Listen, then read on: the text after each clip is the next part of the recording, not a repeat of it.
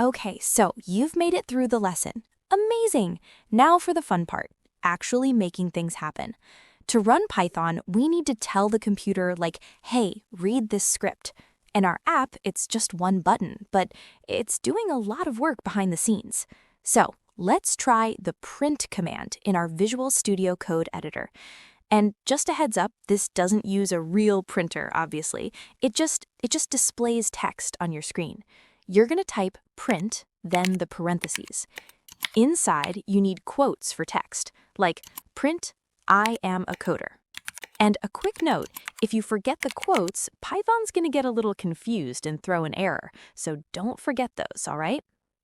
All right, let me click the Run button now. See that in the console? That's your code actually running. It's a pretty cool feeling the first time you see it, right?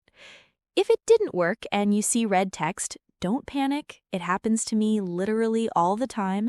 Just check your spelling, maybe look for a missing bracket, and yeah, just try again. That's basically the life of a developer anyway. You've officially given the computer an instruction. Huge win. So go ahead, play around with the editor for a second, and I'll see you in the next one, where we talk about variables and naming stuff. You're doing great.